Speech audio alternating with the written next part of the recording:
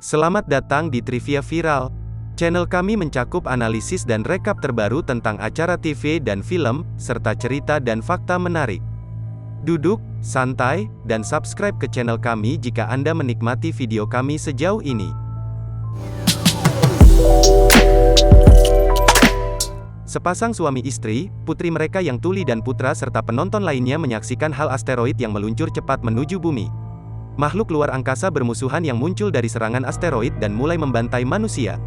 Makhluk buta memiliki kulit lapis baja, memiliki kecepatan dan kekuatan yang luar biasa, dan melacak korban dengan pendengaran yang sangat sensitif, menyerang apapun yang mengeluarkan suara. Lebih dari setahun kemudian, makhluk-makhluk itu telah melukai sebagian besar populasi bumi, termasuk suami dan salah satu putra mereka. Putrinya telah menemukan bahwa umpan balik audio frekuensi tinggi membuat mereka rentan, dan dia merancang metode darurat untuk mentransmisikan suara darinya, implan koklea melalui mikrofon portabel. Dengan rumah mereka hancur, keluarga mencari korban selamat lainnya. Memasuki area berpagar, sang ibu secara tidak sengaja membunyikan alarm suara, mengingatkan makhluk-makhluk itu. Video ini disponsori oleh QD, platform terbesar di Asia untuk mempertemukan siswa dan tutor. Daftar di QD sekarang. Saat mereka melarikan diri, sang putra melangkah ke perangkap beruang, menarik makhluk dengan teriakannya. Gadis-gadis itu mengalahkan makhluk itu, membebaskannya, lalu masuk ke pabrik baja yang ditinggalkan. Seorang teman lama muncul dan membawa mereka ke tempat persembunyian bawah tanahnya yang kedap suara. Dia, yang baru saja kehilangan keluarganya dan mengembangkan pandangan hidup yang sinis, menolak untuk membantu lebih jauh dan mengatakan mereka tidak bisa tinggal. Anak laki-laki itu mendengar lagunya, Melampaui Laut, bermain di radio, yang menurutnya telah mengudara terus-menerus selama 4 bulan. Dia menentukan itu adalah petunjuk bahwa orang yang selamat berada di pulau terdekat. Dia berteori bahwa jika dia dapat mencapai menara radio di pulau itu, suara frekuensi tinggi alat bantu dengar dapat disiarkan sehingga penyintas lainnya dapat mempersenjatai sinyal tersebut.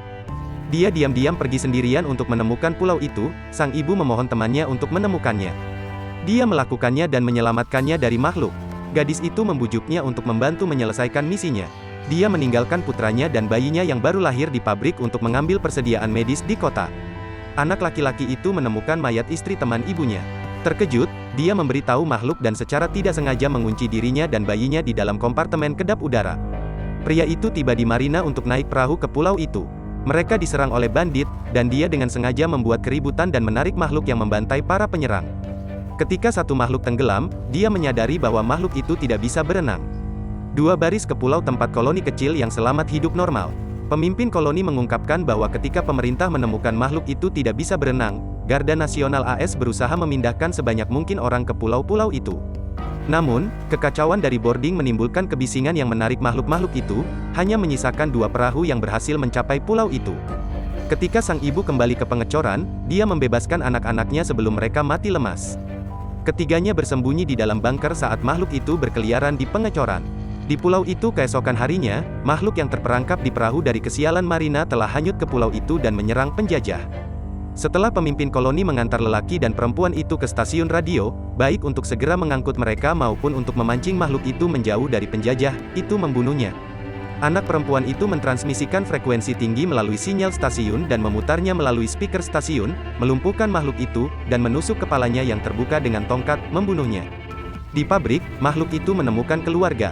Anak laki-laki itu mengambil transmisi saudara perempuannya dan memutar frekuensi nada tinggi melalui radio portable-nya sebelum menembak makhluk itu. Dia membiarkan alat bantu dengar terhubung ke mikrofon stasiun radio, memungkinkan sinyal siaran dipersenjatai oleh orang lain. Apa pendapat Anda tentang cerita ini? Beritahu kami di bagian komentar di bawah. Subscribe jika Anda ingin melihat lebih banyak video serupa dan beri kami jempol untuk mendapatkan lebih banyak rekomendasi video kami. Jadilah yang pertama menonton video terbaru dengan mengklik ikon lonceng. Sampai jumpa di video berikutnya.